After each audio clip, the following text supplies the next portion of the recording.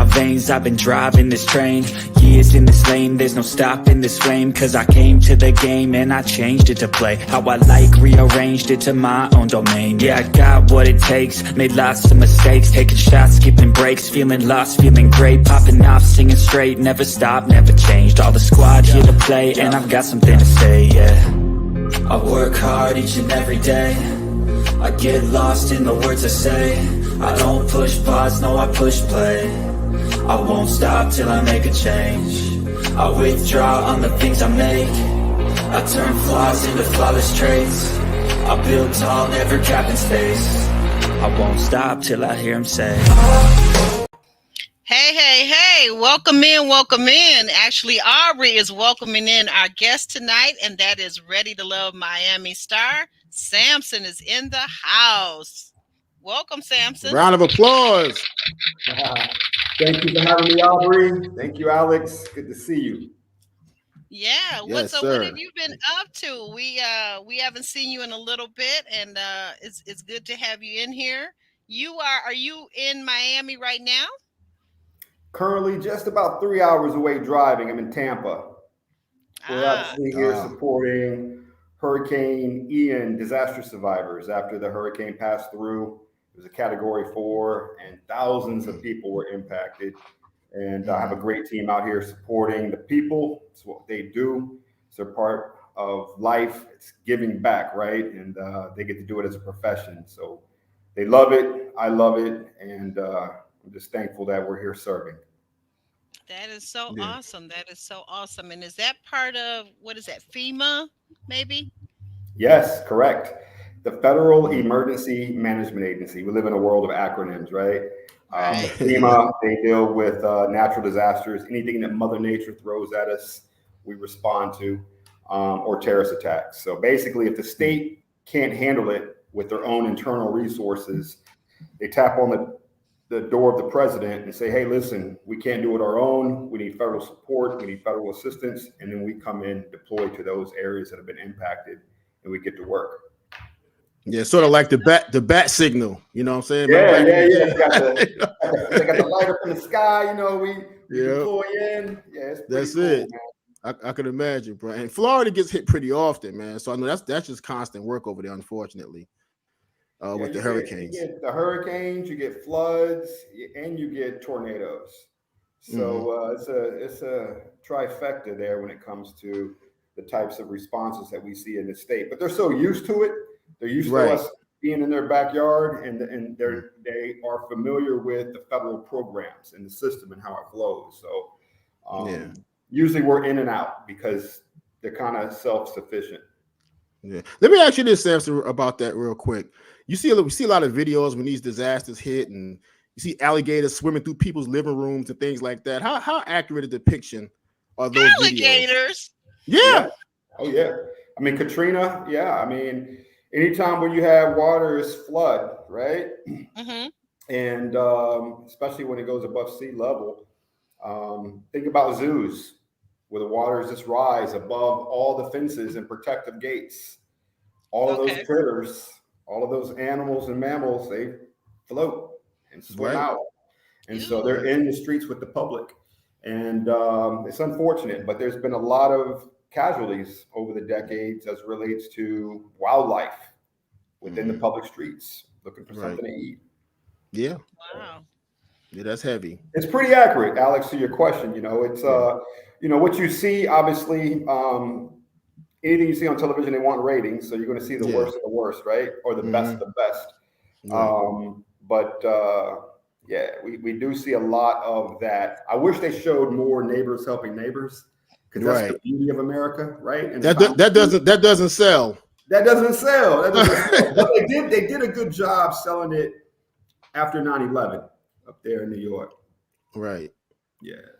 Once New York got hit with Sandy, that was the worst New York ever been hit with Sandy. So it's like that was New York, New Jersey, and Connecticut. Right. Yeah, Sandy tore that up. So I was in Virginia at the time. I wasn't in New York at that time, but seeing the footage and seeing what my family went through. Woo, Lordy. What year was Sandy, Alex? I'm not sure what year that was, Sampson. It had to be about 10 years now. 2012. 212. Yep, 10 years. Yeah. Oh, okay. Yeah, 10 Wow. years. Time flies by because that seems like it was just yesterday, but I couldn't remember what year. Crazy. Yeah. But Sampson, we thank you once again for coming. We want to get into the interview, try to figure out who Sampson is, what makes Sampson tick. This is biblical for me. This man here defeated a whole army with the jawbone of an ass. This is the guy, So this is Aubrey knows it well, Oh Lord, Lord. But, are you gonna ask him about his childhood while you're busy? Are you gonna ask him about his childhood? I'm gonna ask about I'm going to do your job for you. Good biblical stuff here. But yeah. But Sampson, what was it like, little Sampson? If we ask your parents, what was it like raising Sampson from a child? What would they say? Mischievous. I was always getting into trouble, but I wasn't alone. Alex, I had 3 other brothers and a sister, and we were always out after the street lights came on. We were always saying the wrong things while we were playing hoop in the driveway with friends. My mom would always have her ear on what we were saying. So right. Washing the mouth out with soap, quote unquote. She would always catch us cursing, saying the bad stuff. I was always taking part. What's that? What order do you fall in with all the children? I'm the 4th. So I got my sister, 2 older brothers, then me, and then my little brother Dominique. And we're spread between Austin, Houston, and Miami Beach. Oh, okay. Okay, interesting. Yeah. Did you guys grow up in Miami though, or did you grow up in Houston, or? Yeah, I'm from Houston originally, born and raised in Houston. And so that was the first 18 years of my life. And then college was in Atlanta, Morehouse College. And then after that, I did Boston for 3 years, came back to Texas and taught high school Spanish for 1 year. Moved to Miami, did Miami for a couple of years, did DC for 9 years, then back to Miami. I've just been all over the place. Arizona for 1.5 years, Louisiana for 5 after Hurricane Katrina. And the story of my life has been just up and go. I ever since high school, I've been traveling a lot, and I love it. Yeah. Okay. What did your parents do, Sampson, for a living? So my dad was an electrical engineer. Wow. He worked for NASA. He worked for Texas Instruments. Y'all know about Texas Instruments. Yeah, we know that. Smart guy. Yeah. And then he also wanted to give back and make an impact on people's lives. And so he turned that in and started to teach. He was a college professor at Prairie View A&M University, where he's also a graduate of, and where he met my mother. And my mother was getting her master's in education while she met him. And she's a school teacher, retired school teacher. And so she taught elementary and special needs, as did my grandmother, as did the majority of my aunts. And so a lot of teachers, a lot of educators in my family. And this tattoo here represents my family.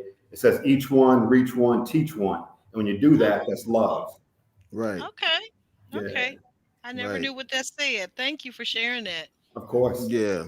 So in your household with 4 other siblings, because I know when I grew up, we always fought for the last of the Kool-Aid, and who left the swallow? Who left the swallow? You know what I mean? So if you drank the swallow, you got to clean the container. Nobody wanted to clean the container. You know what time it is. I know all the time, but especially the way we made Kool-Aid back in the day, Alex. It's like it was like a whole cup of sugar, right? and so the bottom of the Kool-Aid was always thick and that's it. with the sugar, extra sugar. You know what I mean? So, but that's what I was trying to find out. What were the most fights over? Last of the food, or a spot in bed, or what was it? You know what? It was really over sports. We were all competitive. If your toe was on the line and you shooting a 3-pointer, and you think you won the game, but your toe was on the line, and you don't have cameras and instant replay, right? So those are the arguments. But my mother loved to cook. She was always pulling something out of the oven. The stovetop was always full with pots, right? And she loved to bake. So it was like she was like the neighborhood mom. Miss Jackson was like neighborhood mom, and So there's always cookies and pies and cakes and brownies and just everything coming out. And she did it in abundance. That way she didn't have to cook the next day. So there was always plenty of food. So we never fought over food. Leftovers. Yeah, never fought over leftovers. Always plenty. And then not just that, bro. My aunts lived in the next neighborhood over. So my cousins were over there. So whenever my mom didn't cook, they cooked. So there was food all over the place. It was like a family reunion every month of the year, you know. I can dig it because nobody really does that today, you know. No, people eat out a lot, go to restaurants. There's not a whole lot of cooking indoors, you know. Not like those big Sunday meals. I grew up on them big Sunday meals and all kind of stuff, and no one does that anymore. So, but Sampson, as you begin to grow and get through school, middle school, high school, when was the first time you recall getting bit by the love bug? And what grade was that? How old were you? And what did that feel like for you? So I had some great love interests while I was in high school, but I never pursued them because I was just trying to be the jock, trying to be the cool kid. So in high school, it was all sports. It was all football. It was all track and lacrosse. I was trying to be the popular kid. So even when I got to my senior year in high school, I ran for class president and I won. And so my mother was like, "Hey, listen, you know, don't be the last black president. So put your game face on to take it serious, you know." Right. And that's kind of what catapulted me into Morehouse, because they not just look for good grades, they look for leadership qualities. Leadership, yes. Leadership qualities, yeah. And so that really gave me a talking point for Morehouse. And that's when I found my first love, Alex, to answer your question. It was in college. I didn't have it in junior high. I was just being one of the boys. High school, I was just playing sports and trying to get through high school with at least a B average. And then college, since I was away from all of my family and my friends, I couldn't study all the time. So I wanted to have a girlfriend. So that's when it first happened. Yeah. Okay. Was she a Spelman lady? Your first girlfriend? Was she a Spelman lady? Yeah. She was a Spelmanite. Yep. And her name was Michelle. She was in California. And it was a beautiful thing. It was a beautiful thing. Yeah. She taught me a lot. Yeah. What did that feel like? Yeah, we're going to leave that alone. You know, this is a PG-13 show, so I'm going to slide right by that. Oh, my goodness. Yeah. So what did that feel like for you, Sampson? How did you know at that moment, being as young as you guys were, that I feel love for this woman that I've never felt before previously? How did you know it was love? And secondly, when it ended, because I guess it ended at some point, what did that heartbreak feel like as you went through life and you reflect back on that heartbreak? Yeah, good two-part question. How did I know it was love? I had a focus on her. Like I cared about that people were listening to her wherever we went. Like if I was with my boys in my dorm room and she was speaking, I wanted to make sure that she was a part of the conversation. I wanted to make sure that I bought her things, you know, I just gift her some things that would be in her dorm room. That way she could think about me. I felt for the first time an exchange of opportunities, you know, like studying together, eating together with the young lady, just making sure I had my best manners and etiquette in place that I was taught, you know, early on coming up. And I cared about what I was doing and saying around her. And so that's kind of how I knew it was a different type of kinship or relationship. And of course, the intimacy changes everything, right? Yeah. So that was a beautiful thing as well. And then it really wasn't a heartbreak when it ended. It was, we were both kind of just exploring the whole college experience. And neither one of us wanted to have anything serious beyond graduation. You know, we were just trying to graduate and then pursue careers. And I think because we let the truth be known as it relates to our expectations on the front side or the front end, there was no heartbreak in the end. Yeah. Any communication today? If you guys reconnected through Facebook or social media, any of that stuff?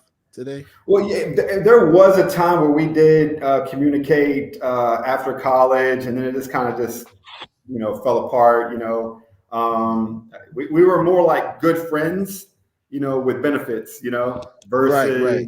versus a committed relationship, like that. So, but we did stay in touch. Yeah, she's a quality person. She's married. She has children, and her children are much.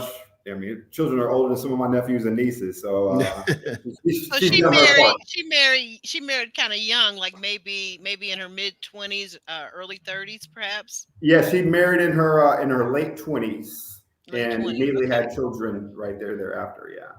Right. Yeah. One of our viewers kind of jokingly put in the comments about you always being a gifter. Was that where it started with this young lady, Michelle? I think growing up in a home with a lot of people, Yes. my siblings, Christmas there's always the gifting, and then the Secret Santa with the extended family. We'd always buy a gift, no less than $20, and it was a Secret Santa. So we loved the gift exchanging for Christmas. And then my birthday is around Thanksgiving. It's the 26th of November. And so I was so used to the gifts starting around Thanksgiving, carrying all the way into the new year. And it was the funnest time of my life because everyone's jovial, everyone's in the holiday spirit, everyone's giving, everyone's eating, everyone's watching the Cowboys beat up on somebody, and so whatever, Sampson. Whatever. I think I heard him mention something about his birthday was just a few days ago. What? You just turned, what is it, 49? Yes. Wow. 49. Okay. I'm up there. I'm about to be half a century next year. I can't wait. I mean, health is wealth. I'm telling you, it's a wonderful thing. But you gotta tell us your secret. I mean, besides the facials that you receive from Sharice, you gotta tell us your secrets of how you keep your skin so smooth. You know what? I think is that oil of Olay or what? My sister used Noxzema like ritually, faithfully every night. So does my cousin in Houston. That's a big thing there. That Noxzema. Noxzema, yeah, she used it, but I didn't use that. For me, it's soap and water. Everyone when I go get facials or spa days, they comment on my skin because of my age, and I say it's just soap and water for me. Whatever soap I'm using, I'm scrubbing. My whole body, and so there's no secrets. But I do this, Aubrey. I smile all day long. I never let the negative energy around me really overwhelm me for too long. It's usually in and out, quickly. I never let a bad moment turn into a bad day. And I drink a ton of water. I drink like 2 gallons of water a day. And I think that's the fountain of youth, is continue to hydrate and flush your system. So it's a lot of that, and coconut water. Here in Florida, you have that in abundance, a ton of coconut water.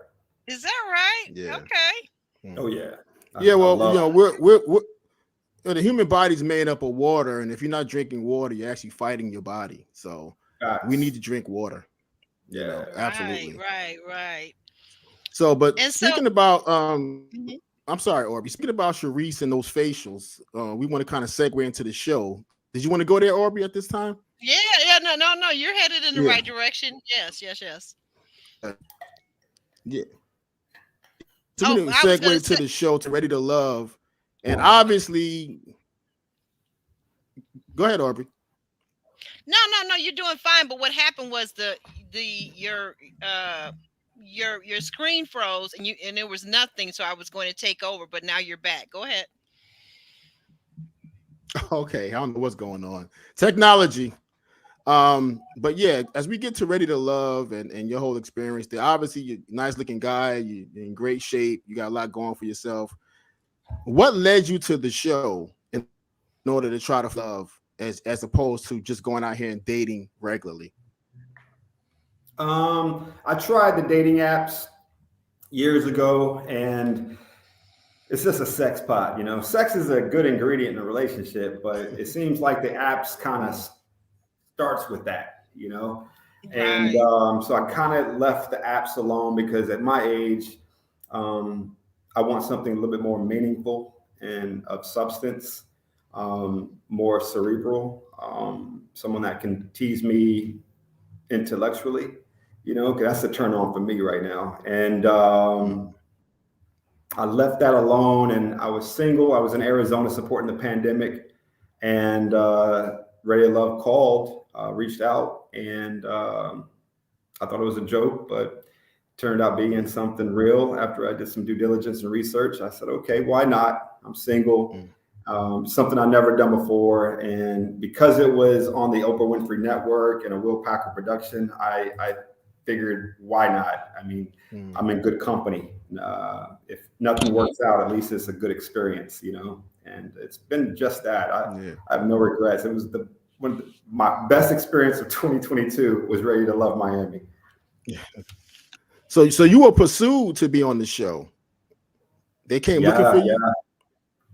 Yeah, I think they found me on social media. I was doing a lot of posts of myself hiking, mountains, running, biking, swimming in the ocean. I was doing a lot of posts outdoors, nature, and they found me on social media and they reached out. If I'd known they were going to shoot a show in Miami, maybe I would have, applied. I probably would have done that just to see if I could, catch something. Well, it's always better when they come looking for you. You know what I mean? It's always best to like be in demand. This the guy we want, for the show and so forth. So yeah. At that mixer, Sampson, early on the first episode, there's always a mixer, everybody get together and so forth. Who did first stand out to you? Who was it that first said, "Oh wow, look at her," and then following up with great conversation and so forth? Well, who was it? So hardly any of us had an opportunity to have great conversations that first day. I did have a good conversation with April and Trinika before everybody else showed up, because I was the first one on scene, and then April came in, and then Trinika. We were sitting on a lounge sofa having drinks, and that conversation was pretty stimulating. It was pretty cool. But my first physical attraction was with Looney.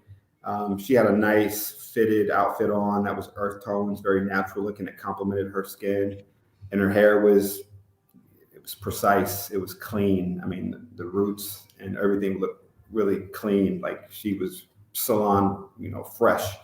And then Shakira, she had a yellow outfit on that was sashaying at the bottom, and it fitted perfectly up top, and she had a flower that kind of accented the outfit. I like a woman that knows how to coordinate, like you remember Boomerang, your mushroom jacket, you got to coordinate. And coordinate.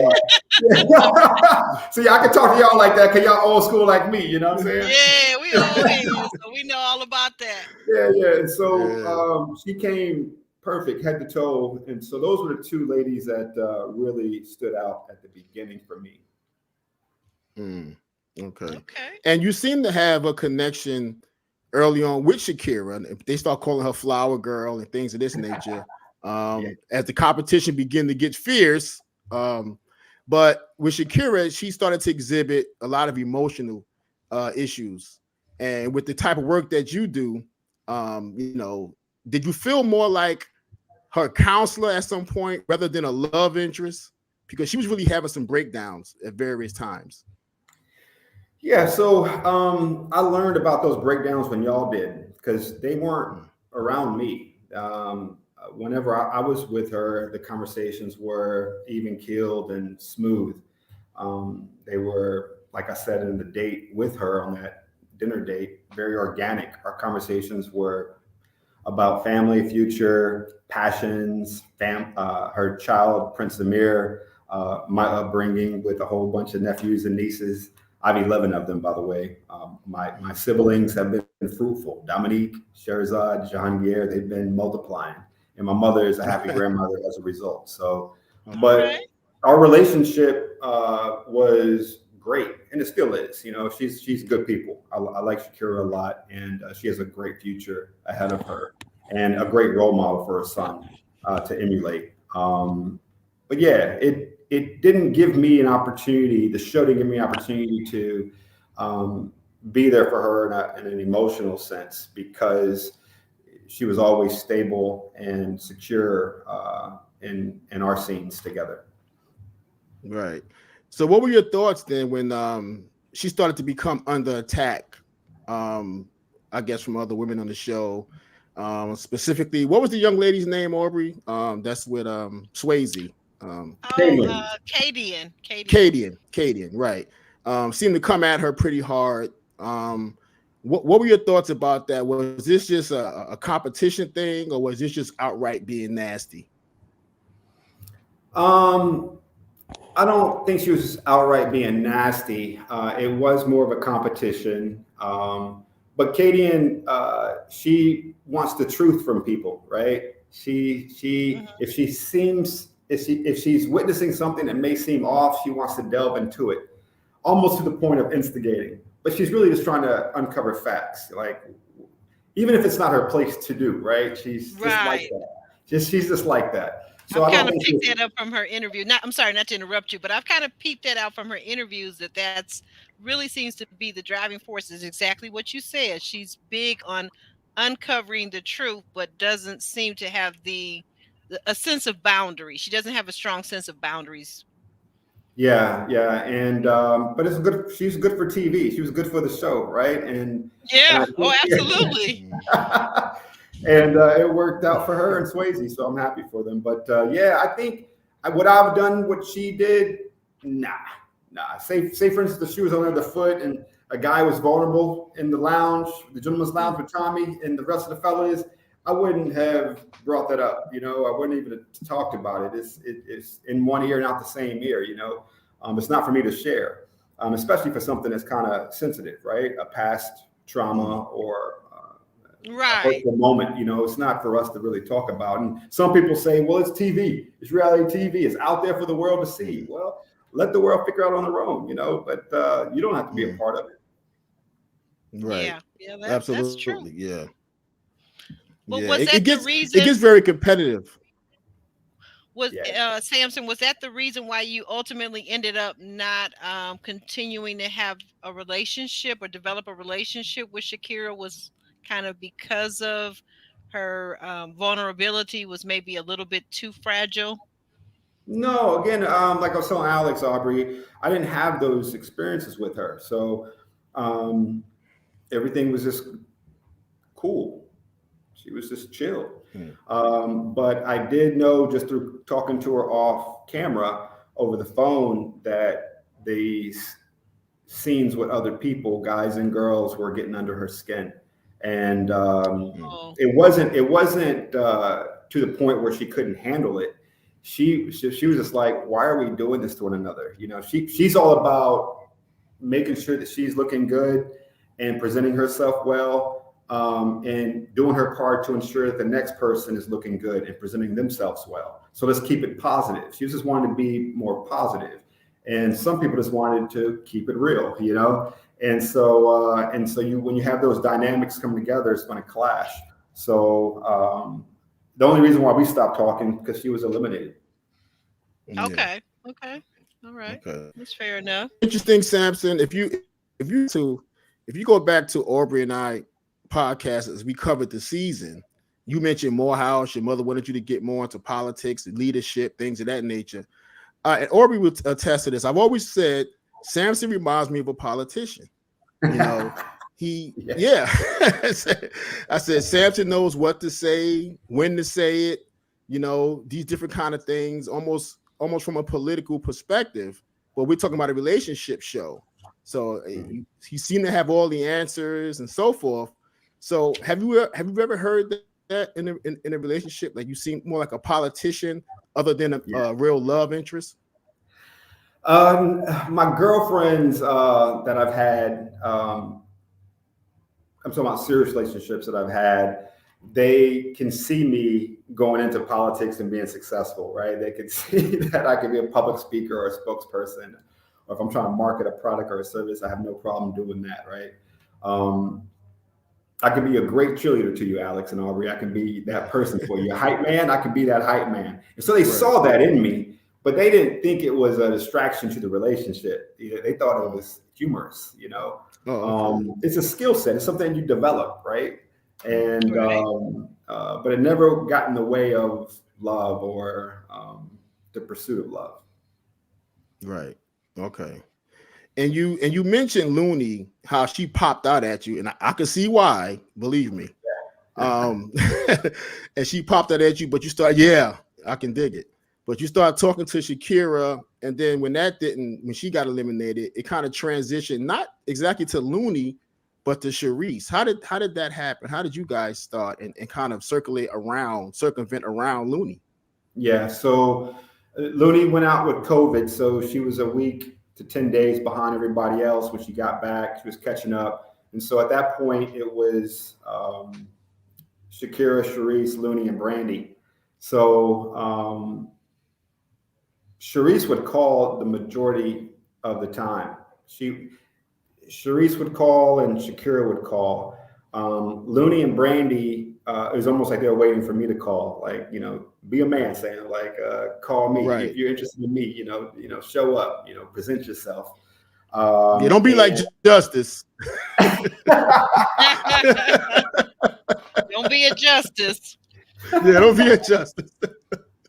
Hey man, Justice got a way of doing things too, but we're all different. But for sure.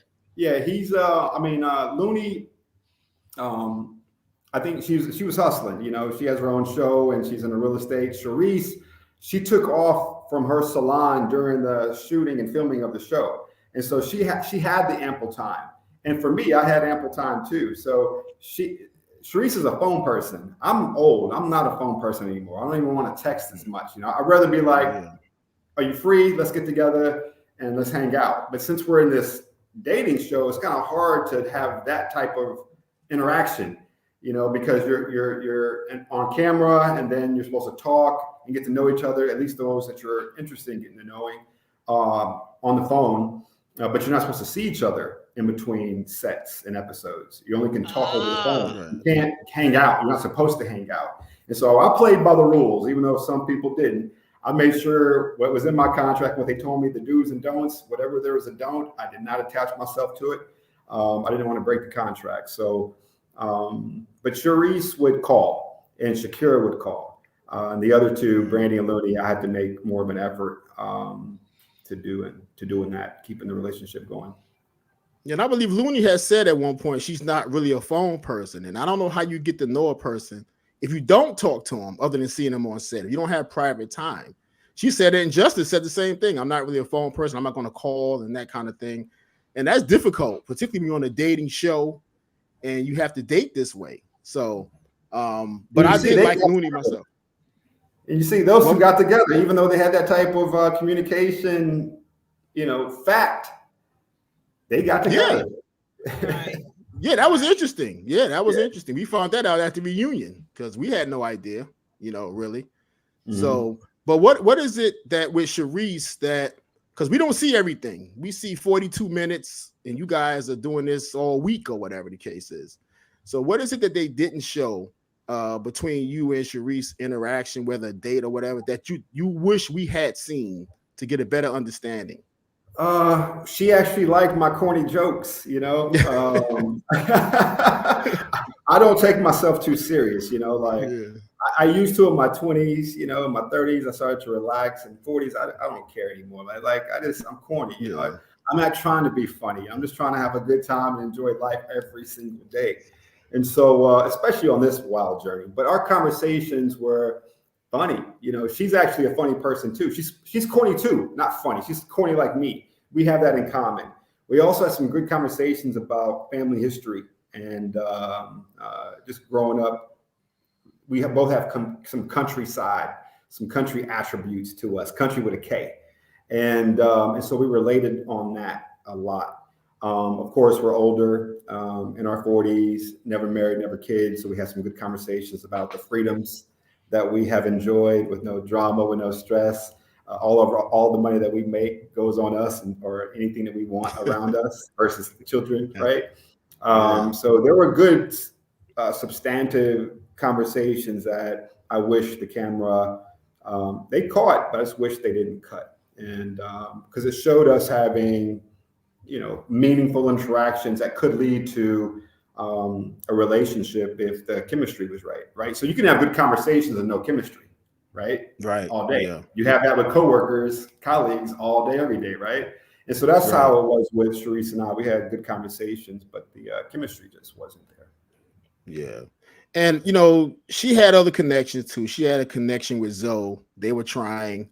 And after the go-karts kind of thing and shooting pool, they had a big blow up. I'm not sure if you were there for that or heard about it later. But everybody was attacking Zoe, saying he was going after her. And because he kept saying, you fake AF, you know, he just kept saying that. And what were your thoughts about, if you know anything about it at all, Zoe's interaction with her in that heated moment? Yeah, so I was not there, but Sharice called me after that experience and very saddened, frustrated, bothered, but hurt, very hurt, tears. And I tried to console her the best I could. And I tried to remind her, hey, listen, there's 10 guys on here and you're only supposed to be connected to just one at the end, if that. And but if not, just enjoy it. Avoid the negativity as much as you can. She did speak highly about LJ that day because LJ was there with her and supported her, and that was not edited out. You saw that on camera. LJ comforting her, and she spoke highly about that. And that's the reason why I think they're still friends today. One of the reasons why, because LJ just has that type of heart, and sincerity and compassion and patience and a good ear when it needs to be a good ear. He's just a good brother. And but yeah, she called me about it, and I was just trying to just keep her focused on her journey and not allow some of these distractions to overwhelm her. But Sharice was the first person I saw cry, and I was on day one at the pool party. You know, and so there was a lot of emotions on the show. You know, it wasn't just Shakira. You know, Shakira seemed like she was the only one, but there are a lot of tears. Oh, there was some editing going on. Yeah, there's a lot. The women, Aubrey, were going through it. You know, and so wait a minute. So you're saying, did I understand you correctly? Did I hear you correctly? It sounded like you said that Sharice, you saw her crying originally at the mixer, the opening mixer. Is that correct? Yes. Do you know why, or did she say why she would have been crying that early into the process? Yeah. Well, she's ready to love, and she was wanting to connect with guys. Of course, it's a very odd situation, right? You're meeting people for the very first time, and then she was up for elimination on that first night with Dominica. And so, yes, that's right. Thank you for the reminder. Yes. Yeah, that shocked her. It shocked her, and it. I'm not going to say it bruised her ego. I'm just going to say that she's a fan of the show. She is ready to love. She wants to be married. She wants to have children, and she probably just didn't know how to present herself on day one to be accepted. And so I think when you lead up months and months and months to finally get to day one, and then you're on elimination block on day one, it could be a lot. Oh, yes. And so that's why she was feeling down. And I comforted her on the way home. I was on the phone with her. We exchanged information that night right there, you know. And so she called me, and I was able just to help her through until she got home. And the next day was the next day. Well, so wait a minute. So it sounds like there was a little bit of connecting going on between you and Sharice right from the very beginning, but we just didn't catch it on screen. Yeah, correct. That's correct. Yeah, Sharice is a really good person, and just often misunderstood, unfortunately. Her communication style is not for everybody. It took a while for me to get used to myself, but I'm used to working with people that have communication. I'm not going to call it issues, but challenges. And she admitted to it, even on the camera, that she admitted to some of the challenges she had, you know, with communication and being understood. So yeah, I got to get to know her. I had an opportunity to get to know her beyond some of those challenges. You just got to be patient and allow time sometimes to present the opportunity. Yes, Okay. I'm sorry. Or Sampson, when we get into our age group, and we've been through some relationships and some heartache and some pain, it tends to shape us. The older we get, you tend to, whether we admit it or not, you tend to carry some baggage and things like that you have to resolve. And women like Sharice or Kaden, they seem very combative, very in your face at times. Sharice, very professional woman, esthetician, very successful. She's getting her money and so forth. But do you think that she's in a situation, she's soft enough to be vulnerable, to be in love? Do you think she's there? Because even her father says she's difficult. I think that she can be loved right now in her life.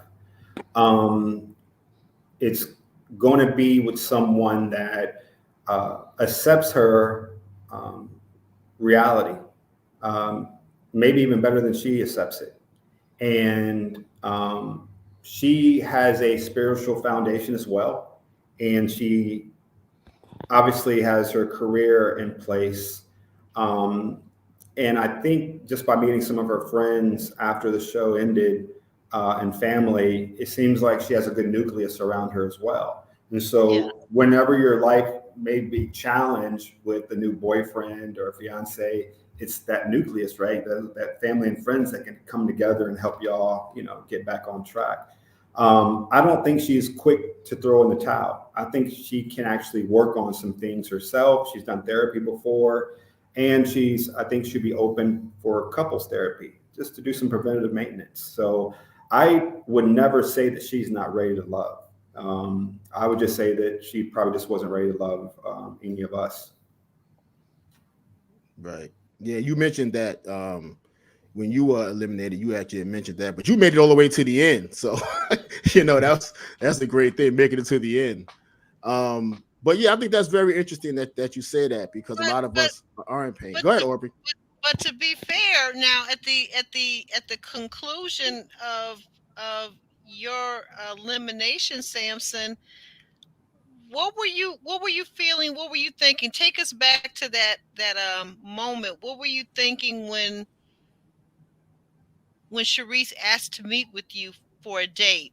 What were you thinking? Were you aware? Did you feel like this might be the day that you got eliminated, or what were you thinking? Yeah, I knew it was likely because it came in so late. I was kind of perturbed. I was like, okay, I get to hang out with my brother. My brother's flying in from Austin because it was Meet the Family week. And so I was just looking forward to my brother and I being on television together, to be perfectly honest with you. And then to get the call so late in the day after the lounge with the ladies with Tommy was so early in the day, I was like, oh man, so it is going to be me tonight. So on the way there, I kind of knew, and then I got a call from one of the ladies that were in the lounge that said very plainly, Sampson, they're lying with your name attached to it. They're lying on you. And I'm just like, about what? They don't want they don't want to tell me specifically what. They just said, well, just understand you're going to be barbecued tonight.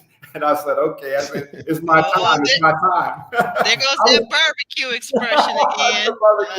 Yeah, and I said, it was cool. Aubrey, Alex, I thought I was going to be gone a long time ago because I was treating everybody the same way, But I lasted till the end for whatever reason. And but I was more upset arriving on set because of what I just heard from one of the ladies. The fact that I wasn't able to pick up my brother from the airport. They sent an Uber to pick him up instead. That bothered me. And then when I get there, the conversation was about what the lady said, And I'm just like, come on. I'm not listening to what the lady said, I'm not going to tell you what the guy said, I haven't been telling you what the guy said this entire journey. So why are we talking about the girl? So I was just trying to get that point across. Let's just talk about us. If it's not going to work out, just tell me, hey, I'm not feeling this. You're surface. You're not opening up. You're not being vulnerable. You're not feeling me. I'd have been like, okay, I totally get it. I understand. And you're not ready to love, Sampson. And I would have taken that. But it was going so back and forth. Y'all missed an entire 20 to 30 minute segment before that, which y'all saw. You know, everything was just cut out. You know, I went to the bathroom. So tell us, put us back in that moment. What were you guys going back and forth about? What did we miss? I was just like, I wanted it to be, a more graceful release. I want y'all remember how I did it with Looney? Mm-hmm. I just said, hey, listen, Looney, you're not ready to love any of us. I didn't say she's not ready to love. Right, so, I remember. Who am I to tell another woman, that she's not ready to love, And right. You did do that very gracefully. I recall that now. Yeah. Right. And I just wanted the same type of exit, but you can't get what you want. It's I'm not producing this. So, but I did want it to be better because Therese and I got along off camera every single day. Every single day. You got to remember, we just did the spa day at her salon, the facial. Right. We just did the getaway. We were all chilling at the jacuzzi and playing pool together and praying at the dinner table. Everyone's talking about why they were ready to love. I posed that question to everybody. And everything was cool. And then the final, it was just like all this elevated. And I was just like, oh, here we go. And I just said, I could tell they wanted me to match the energy. And of course, they took a very small portion of that date over dinner when I'm eating my steak, where I'm matching energy. And I'm just like, and I mentioned, hey, you want to talk about the girls? Well, let's talk about the guys. The guy said this and this and this. And y'all didn't hear me say any of that the entire show, right? Well, right. That's why I didn't understand. Why did you come out with that at that point in time? It felt to us as viewers, not forget about YouTube, forget about bloggers and all this stuff, but just as a viewer, it felt like you were just being, as my mother used to say, and I'm sure you heard this expression before, you were being nice nasty. I was being nice nasty. I said to myself, I can't believe that this person is going to talk to me about what these girls are saying.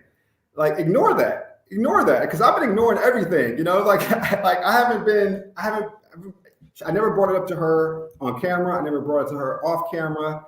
I didn't talk to any of the guys about it. Whatever the guys were saying to Tommy or saying to me or saying, Sampson, you should go a different direction. She's not the one for you. I'm just ignoring that. I'm just ignoring it. So I was trying to tell her, ignore that. Don't pay attention to that. You know what I'm saying? So just give me the same thing I'm giving you. Like, let's focus on what's working or what's not working. And then if I'm not ready to love, tell me with kindness. You know what I'm saying? And, right. I'm not ready to love. There's no reason to be ugly about it, And so, but since it got escalated, I was just like, okay, if this is how y'all want it to be, and I'm speaking to myself, to production, and to Sharice on the same breath. Because remember, I stepped away from the table to give it a chance to come down. I came back and it was still. You wanted, as David would say from Houston series, you wanted the strength in the room to come down, right? I wanted the strength in the room to come down. And I said to myself, it's so funny because the producers, I thought they was going to put this in the scene because just a couple of days ago, I'm with their father. And the father was like, Sampson, if something happened between you and Sharice, he was talking about how Sharice is sometimes difficult to deal with. Mm-hmm. The father asked me a question. What would you do if things got heated? What would you do to help bring the situation down? I said, sir, one of the tactics that I would do, I would get up. I would say, Sharice, I'm take a walk around the block. I'll be right back. I would allow the situation to diffuse. I'll come back. So here I am. Fast forward 2 days. 2 days later, little did you know. And I'm able to apply it, Aubrey. I was like, okay, I'm gonna step away. I said, okay, step away. I went to the bathroom. Producer was like, Sampson, please don't leave. Please don't leave. I'm like, I'm not gonna leave. Let her come down. And I'm gonna come back out. And I said, the first thing I said, is this seat taken? So I started off fresh. Is this seat taken? That was your, okay. That's what I didn't get, that you were, okay, I see it now. That's after like 20 minutes of conversation, And so, so that's my second attempt to bring things down to have a nice exit. Because I already knew I was leaving.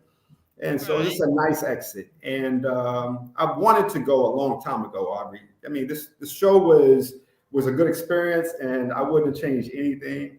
The production did a great job with the edits relating to me. They definitely captured my personality very well. I just wish that the last scene was done differently. That's all. And I did even say on another panel, I wish that they sent Brandy instead, you know, because me and Brandy, it was always jovial and fun, and or anybody. Like I got along with everybody. It's just, remember, that's the only time y'all saw me, you know, kind of like, you know, getting heated, you know, and it's just unfortunate, but I don't regret it one bit. I just wish that But did you want to leave the show? Okay, but wait a minute. So did you want to leave the show sooner because you weren't really connecting with anyone? What was your thought about that? Did you feel like you had a chance to maybe really commit to Sharice, or was that ever really an option? No. So you know, I'm trying to say this in the best way possible. Dating in Miami, just like in any major city, is challenging, but it can be fun. It can, even if you don't see someone in your future long term, you can still have a fun experience dating. And that's what I did. I had fun experiences dating everyone I went on a date. I went on a date with everybody, including Trinika, that y'all didn't see. I went on 2 dates with Brandy, 2 dates with Looney. I went on good dates, and it was a good experience. And so that's what I was chalking this up to. These aren't women for me, and I'm not the man for them, but we can still have a good time. We can still be cordial. We can still be cool. But Sharice is not my type of personality. You know, like I think she has a lot of good qualities and traits, but I wouldn't be able to date her in real life. And but not just her, but I don't see myself dating anyone on the show in real life. And so for me, it's just me, and some of it is age difference. And if you ask some of them, they'll tell you that, you know, we were just very different. Whoa. Wait, some of it's age difference. The difference in age between you and Sharice was like what, maybe 6-7 years, and she's younger. 5 years. No, I'm not talking about Sharice. I'm just talking about in general. But yeah, but me and Sharice were 5 years apart. Okay, so what is your preference in dating? Sharice aside, just in general, what is your preference in dating women? What age range would you say that you prefer to date? Within 10 years of my age. Okay. Within 10 years. I want someone that knows, you know, my type of music, you know. I want someone that can appreciate, you know, movies that I've kind of grew up watching a little bit. Right. And you know, the similarities, the relatability factor is huge, right? And also don't want my family and my friends to be like, what? She's way too old, or she's way too young. Like, what's wrong with you? Or what's wrong with her? You know, so I actually want it to look normal, you know? And so, yeah, that's all. You don't want to be, so you're not looking to take the role of Zaddy necessarily in some young chickadee 28, 29 years old. Yeah, no, not at all. Not at all. Yeah, but again, the girls were special, and they're all unique, and they're all beautiful in their own right. They just weren't matches for me. And I've said this before, and I'll say it again on your show, Aubrey.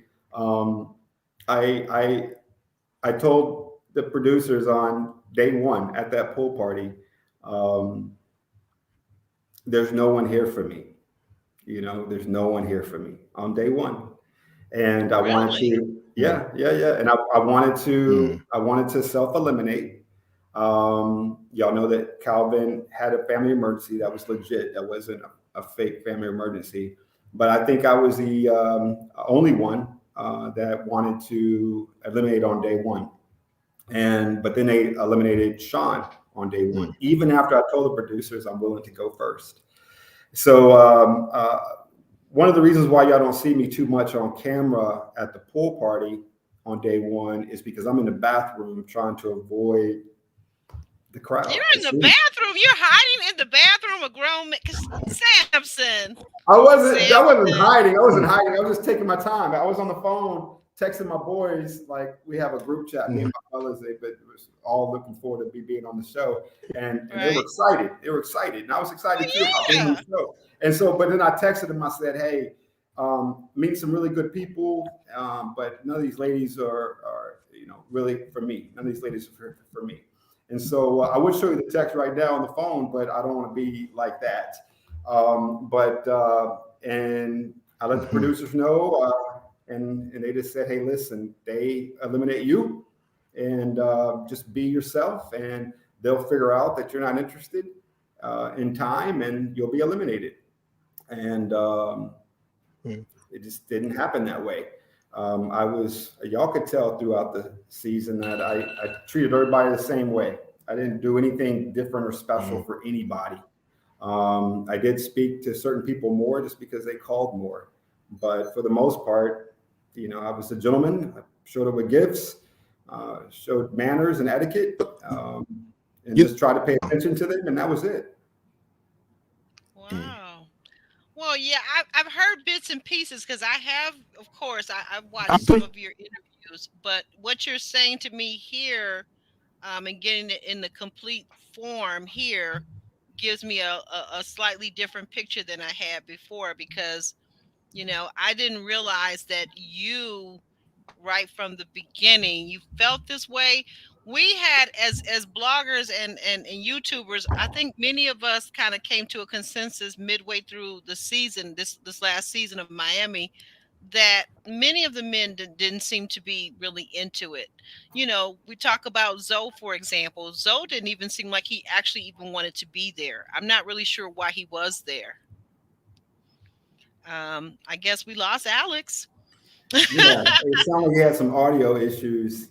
Yeah, Zoe, me and Zoe are cool, and he actually put me in touch with one of his people in Mexico. I recently purchased a pre-construction Airbnb property in Tulum, Mexico, but it was Zoe that connected me with that research to begin with. But Zoe had interest in a couple of the women on the show, some true interest, and I think we all had interest in some of the women. I just don't think that some of us thought that we would find love, even though we could be cool or date. Yeah, I want to take this question, or this comment, I should say. I want to take this comment and kind of ask you about it, because I think it's a very good comment. You were able to figure it out really quickly. I'm kind of just putting my own spin on it. And you knew on the first day. That does seem rather soon. So what were you basing that on? A couple of things. Some of the narrative that I was listening to. Welcome back, Alex. There were Thank you. There were conversations that were being had that were a little too juicy, a little too spicy. Amongst the women, you're saying, or?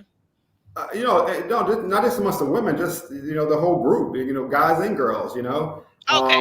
Yeah, how sometimes you can go to a party and you do a whirl around the party and be like, hey, no one here for me. It's time, just go to another party, go to another club or whatever, whenever you were younger.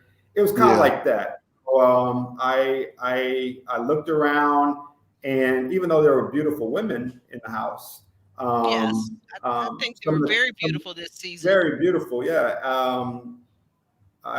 It was more the narrative, more the conversation pieces that kind of made me feel like I was out of place, and or maybe I was too old for the cool, hip, younger crowd. I was hearing words that I was. You keep saying that. Yeah, what I'm saying? There was slang that I didn't even understand what was being said. And so I'm just like, I'm kind of hip, but there's stuff that I was like, what are they talking about? So I couldn't relate. I couldn't relate on a lot of it. And then I remember waiting in the parking lot to come in to the mansion on day one. And some of the guys had and girls had their windows down, not girls, but the guys had their windows down jamming music. And it was music that I couldn't even understand. I didn't even understand what was being said. And it was different. It was different. And so when I see girls vibing with guys that are, way different than me, I'm just like, there's no way they're going to vibe with me if they're vibing with him. You know, like there's no way that I can. But do you really know that though? I mean, I kind of get, I do get where you're going and what you're saying. There can be a generational gap. There can be a Huge. social economic gap. There can be a just how you carry yourself gap. You know, I've not fit in with my peers. I don't know, going back to like middle school. You know, I got called things like a Oreo. You know, black on the outside, white on the inside for the way I spoke, or the talent that I showed in my academics, or whatever that thing was. And I just have come to understand that I'm not for everybody, and everybody is not for me, and that's not a bad thing. Yeah. It's just the way it is. But how do you know so soon? Like she's saying, like on day one, you just literally, it's almost as if, and I don't want to put words in your mouth or frame you in any particular type of way, but Sampson, it's almost as if you go into a mixer, which, well, I guess this is the mixer of all mixers, because you guys are there for what? How many hours was that first mixer? I don't know, like 8 maybe. It was long. Okay, 8. Wow, 8 hours. Yeah, some mixer. It's almost as if you go in and you're kind of only looking, it feels like you're only looking at the physical rather than actually taking the time, which I thought is what the process of the show was, is to actually date and get to know the people more on the inside than just their physical. Yeah, Tommy mentioned it. We gotta, put the Miami lust away and focus on, love. There's a lot of lust there. To be the first time you meet somebody, to be in, bikinis and shorts and half naked. I was trying to focus on some good conversations. Okay. I mean, was somebody twerking, Sampson? I got to ask you this: was somebody? Were any of the ladies twerking on you, twerking on your lap? That happened later on. That happened at the white party. Yeah, oh my God. We had a lot of thoughts about that too. What was going on? Before that, yeah, there was some stuff that was happening at the pool party. I was like, it was very Miami. Like if you know Miami, the scene. I did that when I was in my 20s. But I don't do that type of interaction now. I'm in my 40s. I'm going on 50 next year. So. It's just not where me and my boys go hang out, or me and my brothers, or we just the girls that I date, they wouldn't have been in a scene like that, so it's not to clown anybody. Everybody was having a good time. Right. And I was happy to be there. I just didn't see anybody that I was truly physically attracted to. And then when I heard the conversations, I was just like, okay, this is probably not the best place for me to find love. But I can find a whole bunch of friends, maybe business partners, which I did. Right. And but nobody that I can. Yeah, but no one that I can love. That's all. Okay, so two things that are coming up here. One question is, do you think it was a disadvantage that the women were dressed for, let's say, I guess, a pool party, if of such with the bikinis and the short shorts on? Do you think that was an advantage, and would you have preferred them to been dressed differently, like maybe more elegantly for a after 5 party? Or yes, after 5, black tie, evening gown? I would love, like, I saw clips of other seasons, and it seemed like they were just so much more polished and professional. Right. So I think Miami, of course, is hot, and you can't come to Miami and be, in turtlenecks and blazers, right? I get it. Turtlenecks. Oh my gosh, no. I get it. So they were trying to meet the culture. I get that. I just wish that we could have got there eventually. Like, let that be episode 3 or 4. We're like, okay, wow, I got to know her here, and now she has a body too. Okay, I see you, girl. That would have been cool. But for me, at this stage of my life, I'm old. I'm gonna say this again. I just cannot get down like I used to get down 20 years ago. See, now my partner here, Alex, he doesn't like that word, but see, I think there's a lot of beauty and distinction in I love it. older. I embrace my age. I love it. Right. It's nothing wrong with growing older. And actually, I posted something on social media the other day and said, it's actually an honor. It's actually an honor that not everybody gets blessed with, right? Oh, yeah. We see people leaving this earth sometimes far, far, far too soon, like 25, 30, 40. We are truly blessed to be here and to be in good shape, in our right mind, clothed in our right mind. That's a blessing. But go ahead, Alex. I'm sorry. I know you got knocked off with the getting. Go ahead. Yeah, getting old is a privilege denied to many. Absolutely. But I want to ask you this, Sampson, because you were the guy. See, you didn't get eliminated early because they know if you had been, the gifts would have stopped, and everybody wanted them gifts to keep coming.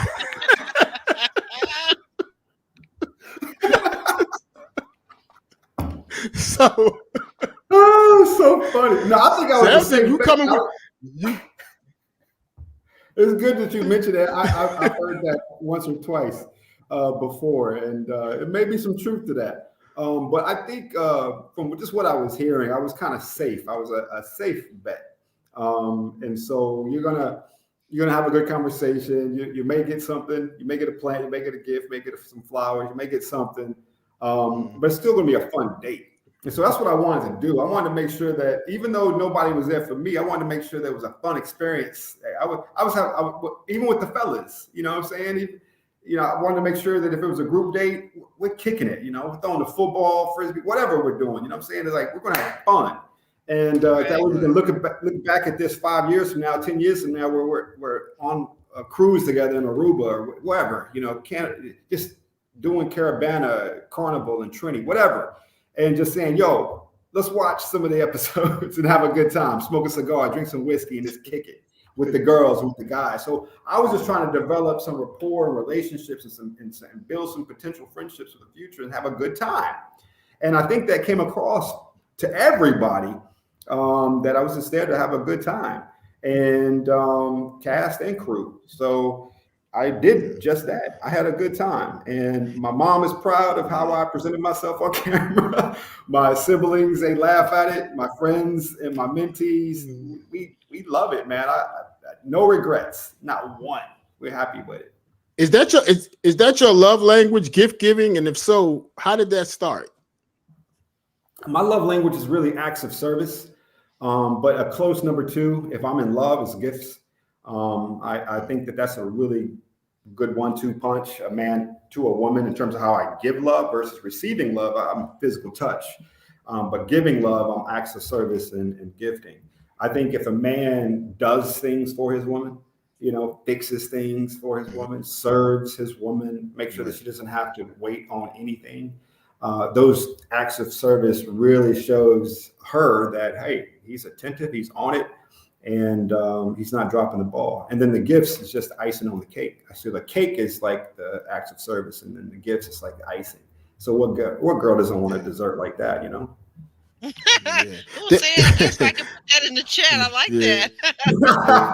Guys, are you paying attention out there? Did you hear that? Sampson is trying to give you guys the keys. Samson, tell us about this new. Okay, so we all. Oh, I'm sorry, Alex. You had more. Go ahead. Yeah, I just had one more real quick, because there was a bit of a controversy in the women's lounge toward the end of the season, and they all came in and was saying, well, Sampson called me and said I was his only one. Sampson called me and said I was his only one. And they just everybody was saying that he giving me gifts too, So I'm like, is Sampson pimping us, or what's going on here? You pimping no, us pimping, or what's man. up? Pimping since been pimping. No, man. You remember that reference? Remember that reference? Yeah, exactly. I tell you, that's why I want a girl somewhere around my same age. I mean, to get my movie references.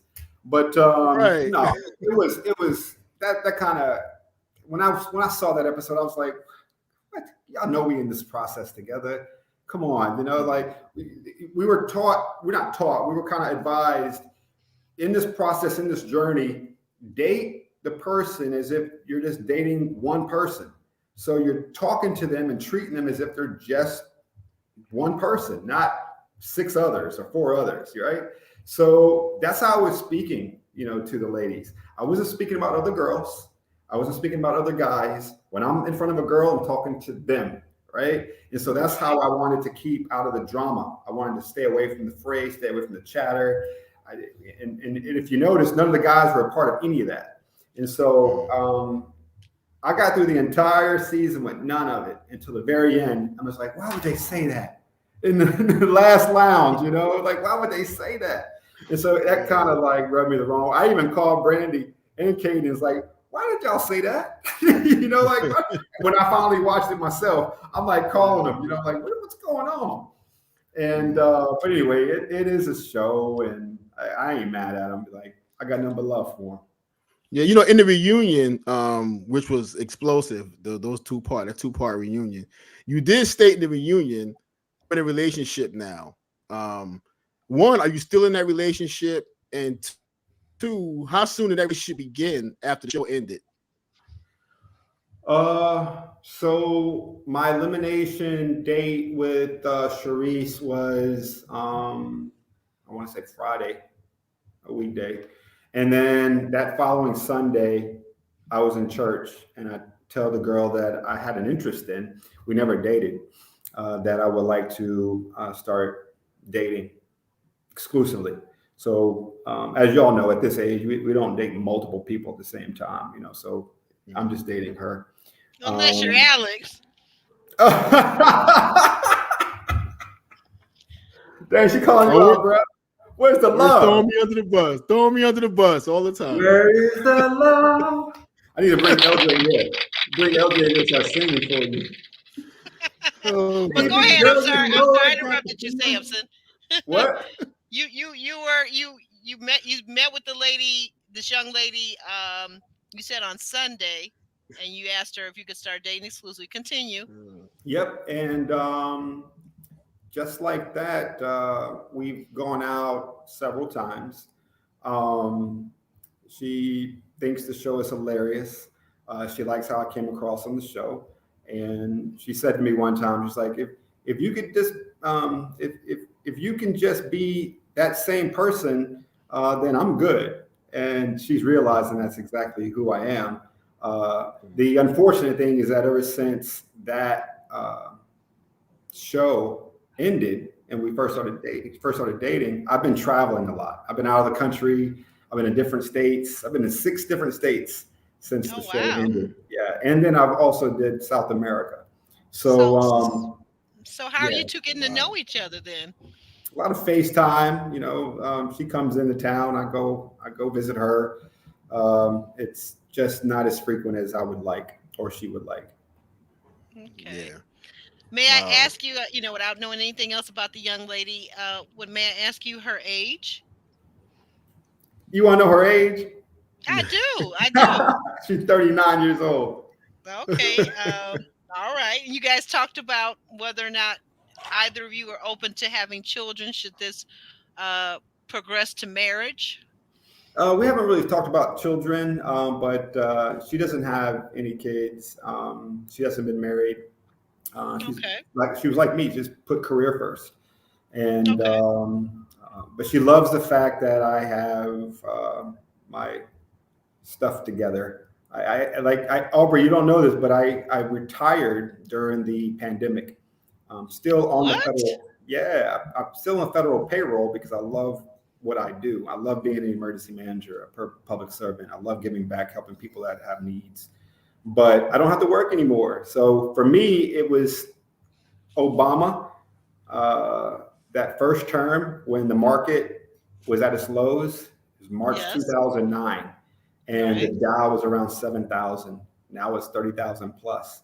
But I rode the wave of Barack, 2 terms, 8 years, then Trump, and now under Biden through this pandemic. It's been all bullish until this year. This year is when the market started to come back down and correct. The Dow, the S&P, and the NASDAQ. But everything else has been bullish. We never had a bullish run for this long consecutively, year after year after year. And so I've been a recipient of my stocks doing its part.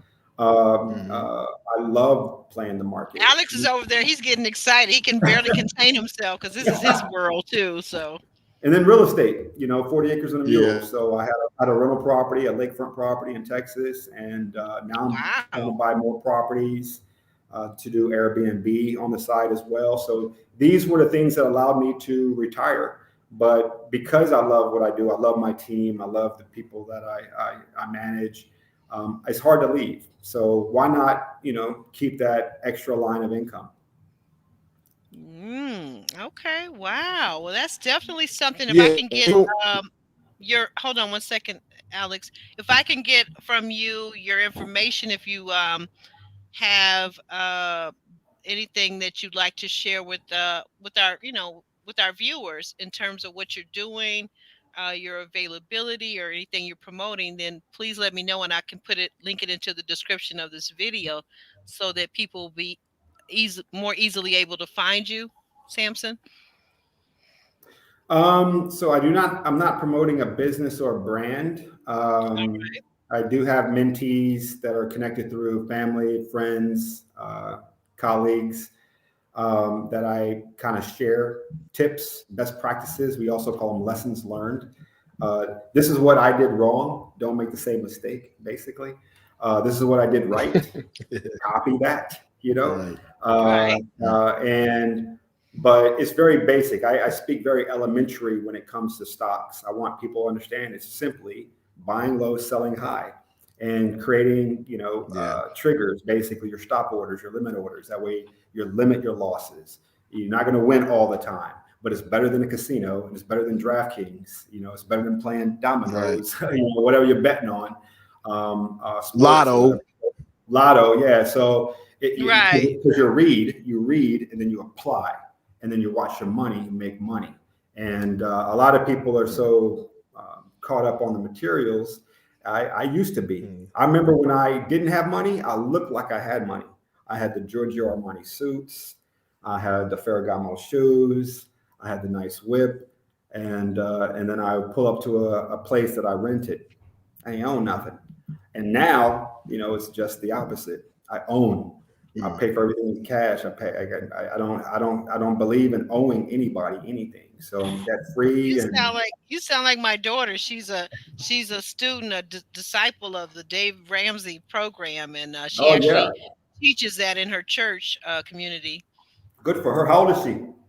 I'm not gonna say my daughter's age. I was about to almost. My bad. No, that's okay. So people still be holding back on their ages? My daughter, well, here's the thing. So it's a really funny story, but my daughter, as long as I can remember, because of the job that she did. So my daughter was a naval officer, and she was always traveling and always in overseas. And one of the things is, where we weren't allowed as parents to talk about on social media where they were, what they were doing, because it was top secret. So I'm just a little funny about that. That's all. I'm sorry. It's probably not even that big of a deal. She probably wouldn't even care, but I'm just a little funny, but I'm still protective of her. She's my baby, right? I hear you. Makes sense. Yeah, but that's what I do. I try to give back in that way. And I don't charge anybody for information sharing. There's too many of us that are crabs in a bucket, and they feel like there's not enough money out there for everybody to make money, right? And yes, I share everything that I have here.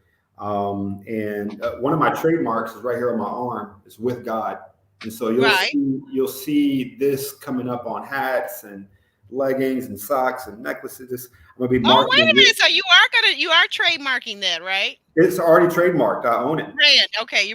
Okay. Really? Yeah. Okay. United States Patent and Trademark Office. I own it, and I'm just going to be working with organizations that are all about bringing people together with God. So the conversation shouldn't be about religion, really, because that typically divides us. But God brings us together, right? And so I think that if we just kind of change the narrative and just go to that one scripture, right? With God, all things are possible. We can focus on a better way of life and true love, really. That's the purest form, right? And so we'll see what happens. It's been great since I couldn't believe that the trademark was not taken. So right. I would have thought so too when I saw that. I'm like, right? well, I'm sure somebody's using that probably. They are, and then once because they have this brand ambassador on Amazon. So if anyone is using it, once I actually put my product out there, then they have to take it all down, and I'm the only one that can actually use it. Oh wow! So you did do the research and find out that it's not in use at this point, other than your brand. Okay. Correct. One of our faithful members, Miss Roro for real, wanted to know, how do you retire, Sampson, and continue to keep working at the same job? Are you doing it part-time? Is that she's not really understanding or following what you said, but so she wants to understand. Yeah, just saying, it's almost like like Shaquille O'Neal, right? He's on NBA every evening almost, reporting the games. He's retired NBA player, but he's reporting the games, right? So yes, it's like Jordan and Hanes underwear commercials or whatever, cigars, so they're still doing things that they love doing, right? So when I say retire early, meaning that I'm liquid now. I don't have to make money anymore to live. I can just live off of my earnings, my holdings, my retirement accounts, my savings accounts. So, but because I'm still within the government, I don't want to totally stop doing that, because it's another line of income, and it allows me to travel all over the U.S. in our territories, and it allows me to do something that I love, and it's helping people. And so I never even look at it as a job. It's truly a passion. It's almost like an artist that loves painting, or a musician that loves creating music. It's not really a job to me. And so, and you can also, Sampson, probably maintain some great medical. The benefits are through the roof. Remember, I'm a Fed, man. It's like the benefits are just amazing. When I go to the doctor, you don't even have copays. It's amazing. Dentist, I don't care what it is. It's just, you just sign your name and you're out. So my health is wealth to me. So if I gave that up, I would lose the majority of my benefits, even though I'm vetted. Right. Let me ask you this, Sampson, because we're similar in that regard. I'm very much in the stock market. I have ETFs and different things. Good. I have crypto. I have real estate. I have whole life insurance. Yeah, taking a beating right now, but it's all good. I have whole life insurance, policies, things of that nature. Anything you can convert to liquidity. You know what I mean? And so, what would you say? Because I've preached this on this podcast. I have my own podcast. I've talked about this. What is a good time for people? Because we need financial literacy, the information to get out there to people who look like us, right? So what would you say to people about investing so they don't be scared to do it, to knock the fear factor off of it? Because that's the challenge, right? For guys like us that are doing it, people that don't know, they're afraid, okay? So what would you say to them to get the fear out of their heart? Don't be afraid, number one. Number two, teach financial literacy in elementary. And if they're not doing it, make sure you teach them at home, because the fear is this unknown, right? And so the fear is erased through the education early on. It's almost like teaching them how to ride a bike, teaching them how to value the dollar early on. $1, not 10, not $100, not $10,000. Value $1, because they add up. Yeah. What's your first Apple stock? Apple, what is around $150 a share right now? I think Amazon's at 100. Everything's going down right now, but Apple even went down 2% today or something like that. Right. Yeah. But the bottom line is, own that. You can own one share of Apple, and it's going to continue to go up long term as a long term investor. And hold it. Instead of buying the Chucks or the Jordans or the Air Force Ones or whatever, you know what I'm saying? Like, own something that's going to go up in value. When they see that, like, okay, my Jordans that I bought 10 years ago, I just have those same Jordans, but the stack that I bought, I now got 10 pairs of Jordans as a result, and that's how you can teach those kids that get excited, and they really do. Like when I started investing, bro, like hardly anybody in my family was doing stocks, but now dozens are, including my nephews and nieces, because all it takes is us sharing what we did and showing them the fruits of oh yeah, I read this, I bought this on E-Trade, and now look at it grow, and it's growing, growing, and growing. So I think we got to just do better at ensuring that we're bringing our brothers and sisters over the wall financially and getting their minds off of material items. Because I mean, you've been heard on the show, they were clowning my car. They were clowning my car. You know what I'm saying? Like, I was just like, are you kidding me? I have a mint condition 2006 Lexus, and always garage, no dents, no dings, nothing.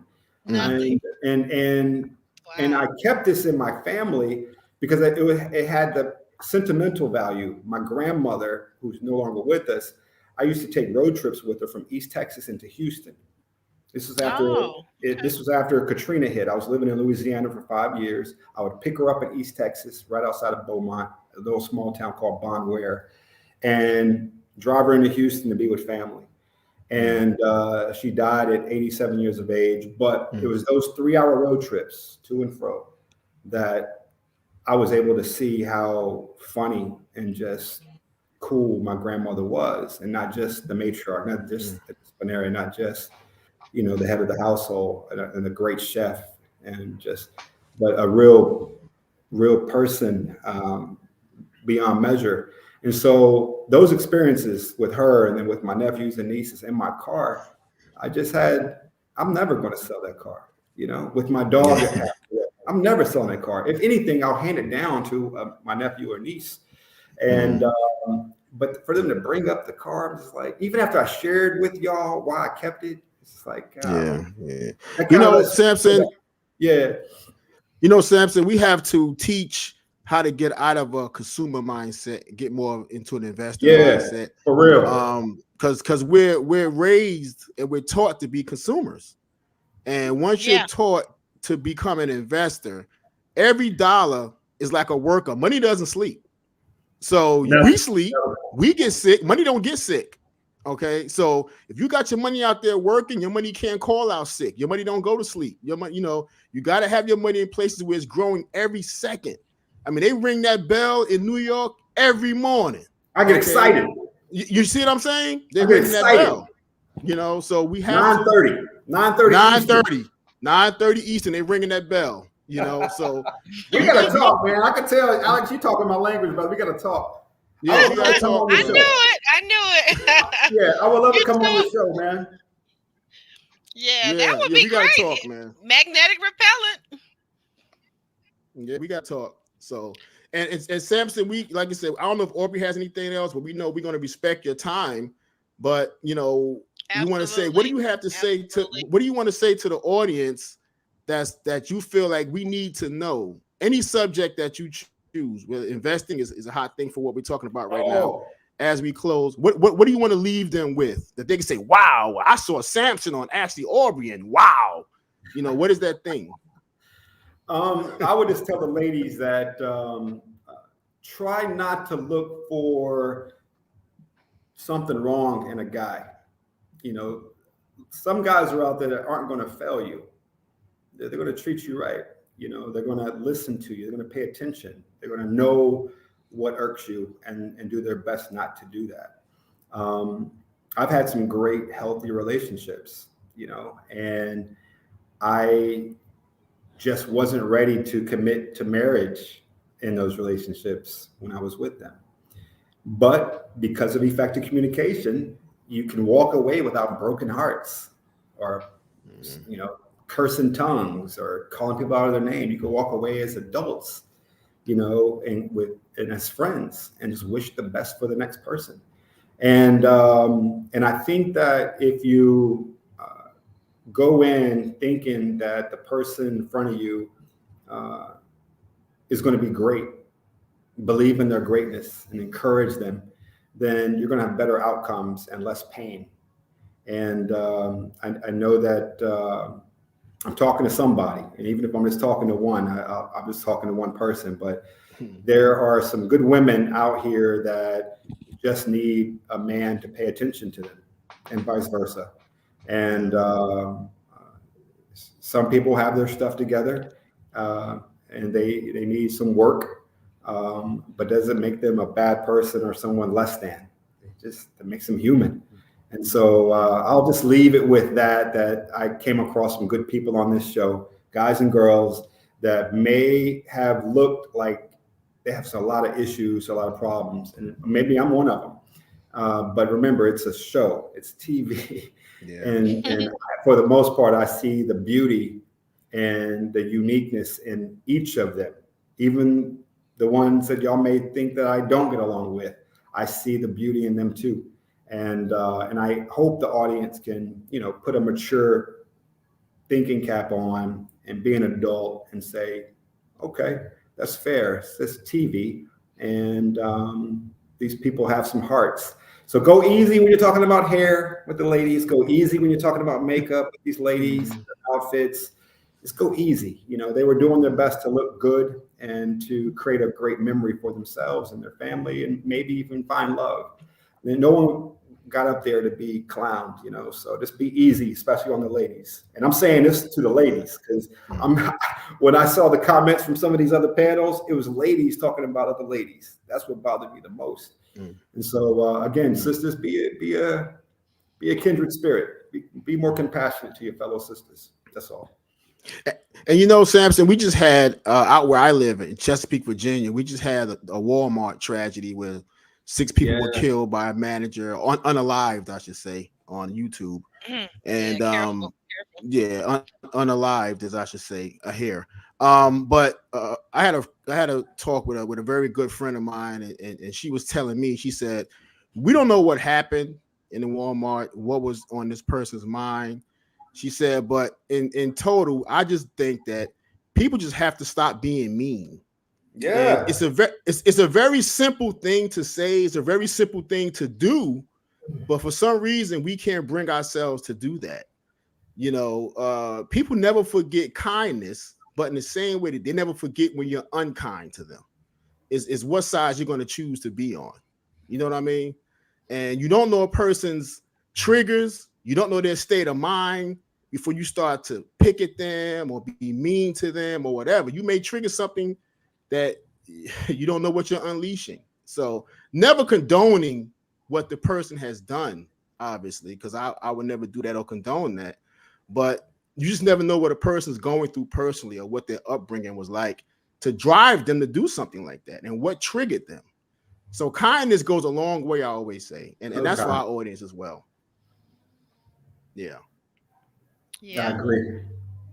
I had a question. I did have a question for you, and it honestly, I'm going to be truthful because I never try to. We're very respectful, I think, here, Alex and I, and just this show is my desire for the platform to be very respectful. But I did have a question. But what I'm going to do is just leave it open ended, and if there's something that you want to fill in, you can feel free, Sampson. And just in you going through the interview circuit, and you've been, and I want to say I feel like you've been very gracious with our channel. I've seen you on at least 2 or 3 interviews on other colleagues' channels, right?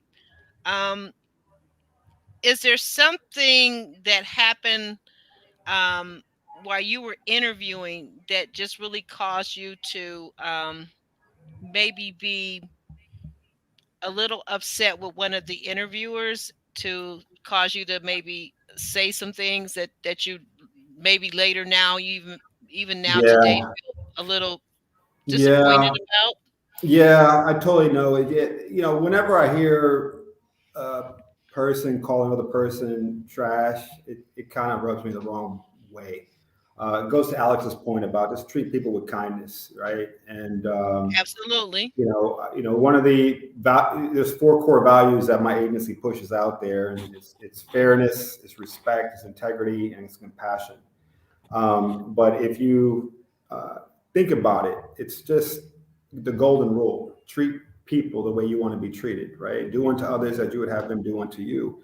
And so when I heard someone do that, months ago, it bothered me because they were talking about men in general on Ready to Love, and then he was talking about the men on my season. I'm just like, why are you calling another man trash? So It bothered me. I wish that I let it be known differently that it bothered me. But I mean, I'm human as well. I make mistakes. Absolutely, But like absolutely. I try to like clean up. Yeah. I'm not. And I never initiate issues. You know what I'm saying? But if something needs to be said, sometimes I'm that dude that says it. I'm gonna always say something. Usually it's with tact. Usually it can be received. Again, it's all about effective communication. But I wish that there was I could have taken that one back and posed it differently. And then I think there was one other panel that I was just bothered with how the chat was speaking about some of my fellow female castmates.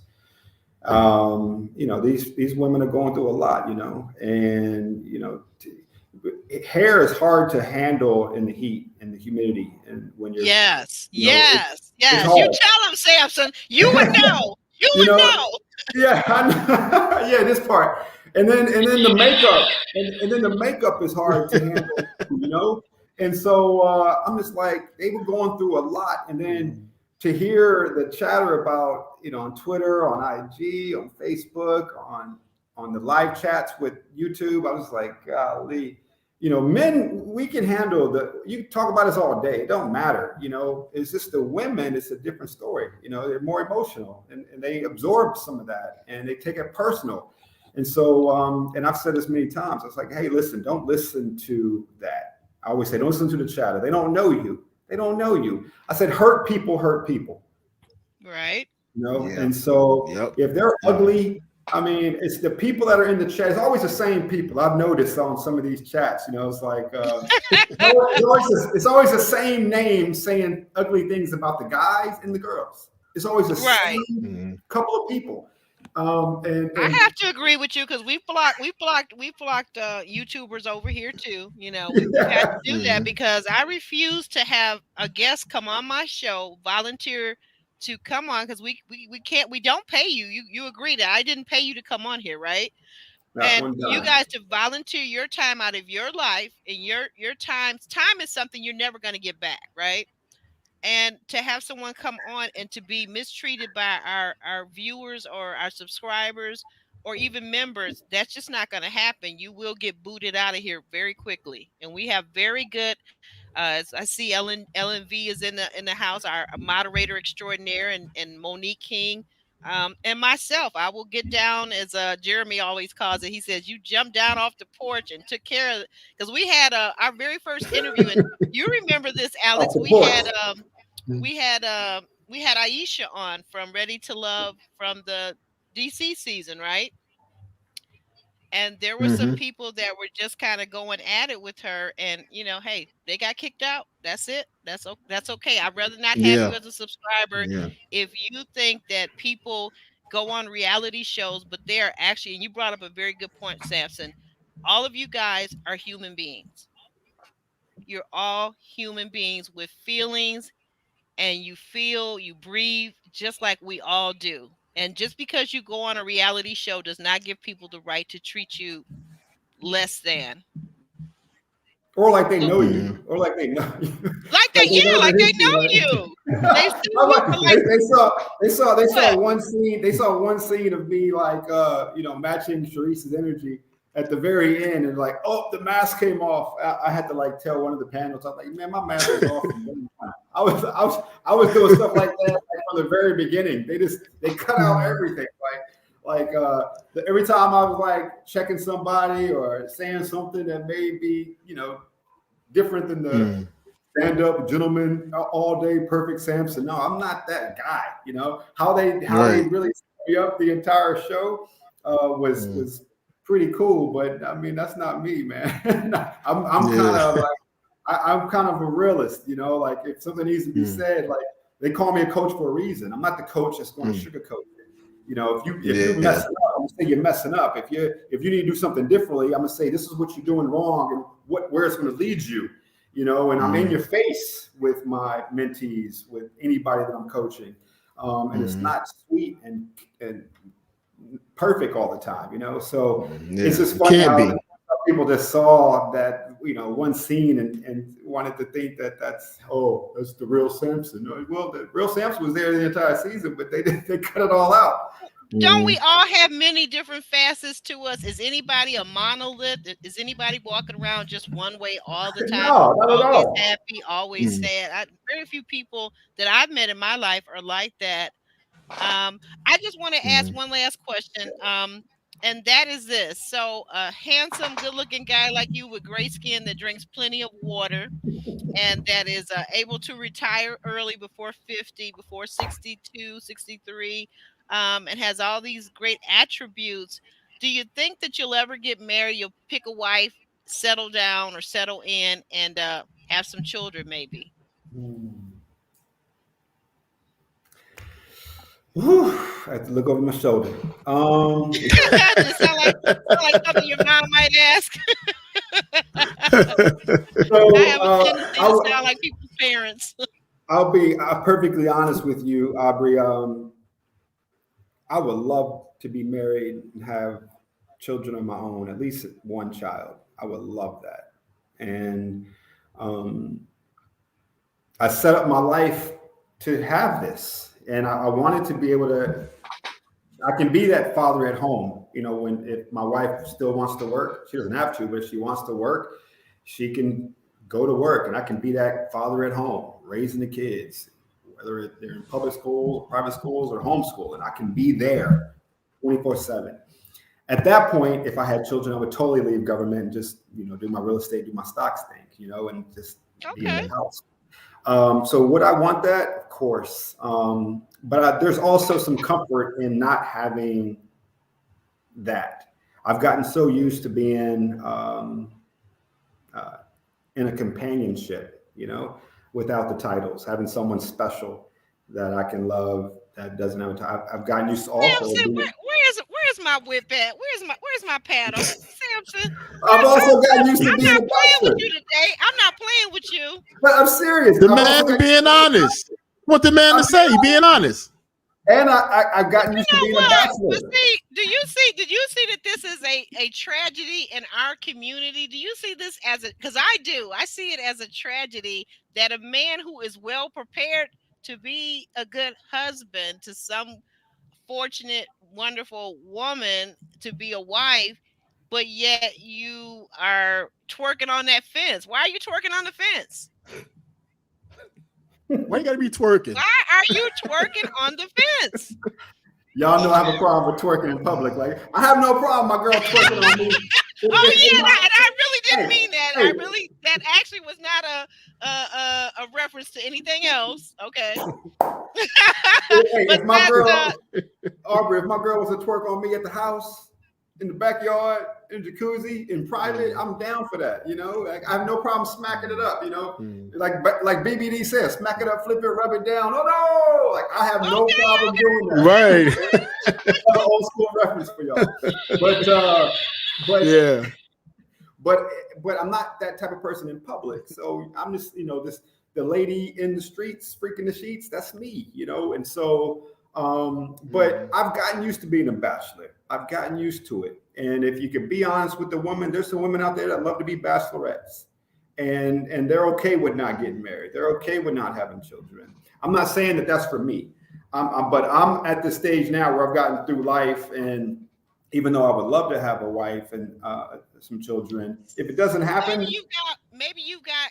Let me throw this out here, and then you tell me if this is any way accurate. So maybe you've got one foot in the maybe yes, I still could be married happily, but yeah, I've gotten so comfortable and so used to being a bachelor. I could actually still say a bachelor with the right companionship. Is that kind of what I'm hearing? Yeah, I'm not going to do this alone. It's either going to be, someone with a ring on their finger that I got them, or it's going to be a companion that without the marital bliss. Interesting. That's very popular these days, Aubrey. You know what? I think we've run out of time. I hear our theme song coming on now.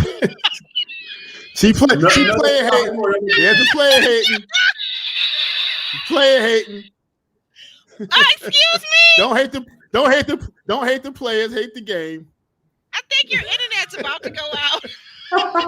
Player. Sampson, I am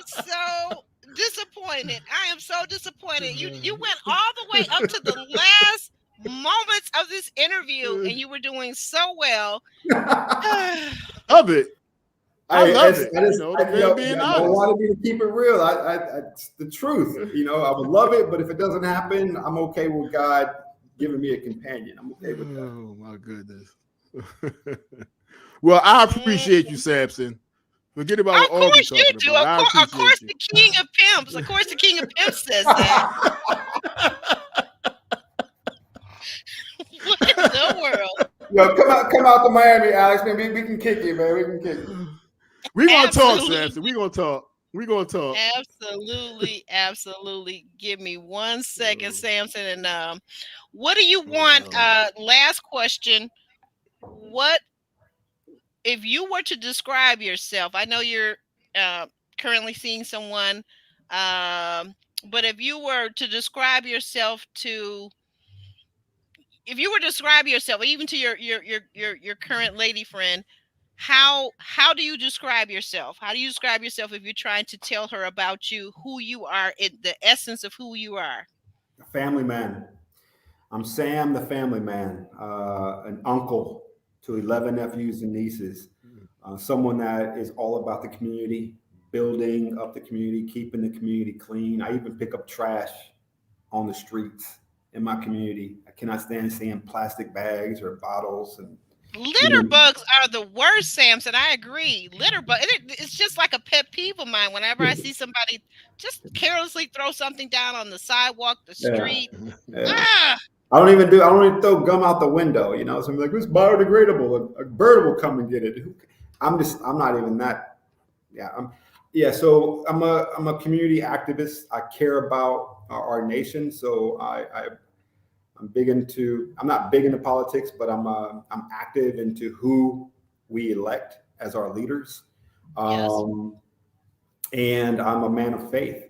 I believe in God, and I will lead with God. I will lead with God any family that I create, if I'm ever so lucky or fortunate. But that's how I would describe myself: a family man. And I'm also a competitor. I love sports. I'm a thrill seeker. So I skydive, I hang glide, I cage dive with sharks, deep sea dive. I do anything that can kill me. Wow. Okay. I did see you. I didn't know that about you either. That's kind of nice. That's kind of nice. Well, guys, well, Sampson, we want to thank you. We want to thank you for accepting our offer to come on and talk to us, because we really did not understand you. I have to say, we did not understand you. I didn't understand you as a viewer, because even though we're bloggers and we're out here in the YouTube world, I just really try to look at the show as just a regular viewer. Like, what is really going on there? Yeah. I mean, and I get it. Like, when you're just trying to be nice to everybody, you're not going to understand why I was even there, right? And so, but again, I don't regret it. My family loves watching it. It's a crowd pleaser, and even my coworkers. I walk around the office, and my coworkers are like, "I saw you. You know, you were my fave." I love it. It's just something I now have history doing with 19 other people. And I just hope that they have some great opportunities that yields fruit for them as a result of doing this. Is there any opportunity that you might be going into a foray of acting anytime soon, or any offers out there? You know what? There are opportunities, and I would let you know that I'm done working. And if it involves a lot of working and training, acting classes, I'm like, if you gotta bring me on like Tupac and Juice, like I can just be myself. Right. Kevin Hart, you know what I'm saying? Kevin Hart can just be himself in movies, like, or but to work to get there, I don't know if I want to do that. And maybe I shouldn't say that. My agent's going to be like, you shouldn't have said that. Because no one wants a lazy, no one wants a lazy actor, in Hollywood. But yeah, there's some opportunities. They started to present themselves early on after episode 1 launched.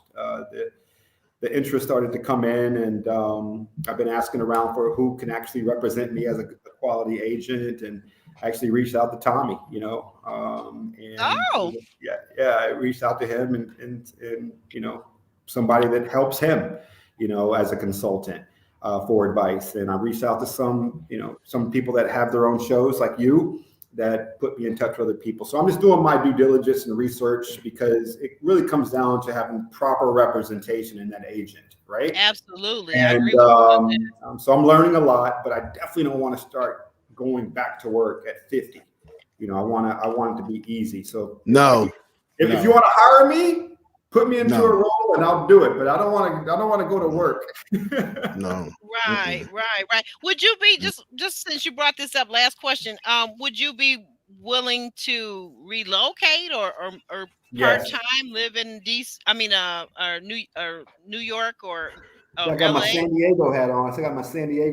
So right. So you're not opposed to it, huh? I got an opportunity there. So I'm willing for LA. I'm willing for New York, Atlanta with Tyler Perry Studios. Oh yeah, but I forgot Atlanta. You can't leave Atlanta out. No, because that's us out there. That's our people right there. Tyler exactly. Perry's that's the mecca for you, right? Absolutely. And not just that, but Morehouse is right there, my alma mater, and some really good connections. People that are actually doing film and television and on the production side. And so we'll see what happens. I'm definitely open for it. If anybody's looking for a 50-year-old actor that's single, that's ready to mingle, I'm the one. Who looks 39, by the way. Thank you, Martin. I'm going to pay you after this. I'm going to pay you. Yeah. Make sure, my cat is scrolling at the bottom there. Yeah, it's scrolling. Right there at the bottom. See that, Ashley Aubrey? I'll look you up for real. Yeah, but no, we have really enjoyed. Alex, Sampson, we appreciate, bro. We appreciate you. Absolutely. I just appreciate him. Yeah, we're gonna stay in touch after this, man. I'm gonna hit you up, man. We're gonna talk about some investments, man. Get that literacy out there. I love it. My mom always said, take care of the pennies because the dollars take care of themselves. Pennies make sense. Yeah. Like S-E-N-S, right. Yeah. C-E-N-T-S, both. And so, I even see a penny on the ground today. I pick it up. I'm not too good for that penny. So you and me both. I still do that. Yes. Yeah, because the little kids, they got piggy banks, and so let's make sure those piggy banks stay full and they value the penny, because nowadays these kids they look at a penny and like, what? I can't get nothing with that penny. Sure. Right. You never know. Recession is coming up next year. There's gonna be a recession. Watch. I see it. It's coming. I see it. Absolutely. And then don't forget your literacy for the youth. So definitely, if you get a chance to work on that, you and Alex, that will be awesome, because especially in our African American community, we need more financial literacy education for youth and for all of us, myself included. Yep. No so guys, on that note, if we all could just say at the count of 3, we're gonna say bye, y'all. Bye, y'all. 1, 2, 3. Bye, y'all. Bye, y'all. Thanks, Sampson. Thanks a lot. Thank you, guys. Happy holidays. Happy holidays.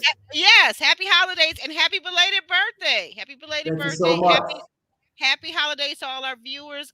Special thanks to LMV and Monique King, our AT members, Roro and Ravine, who were in the house, and anybody else catching us on the replay. We love you. Shout out, and we'll see you soon. Next video, guys.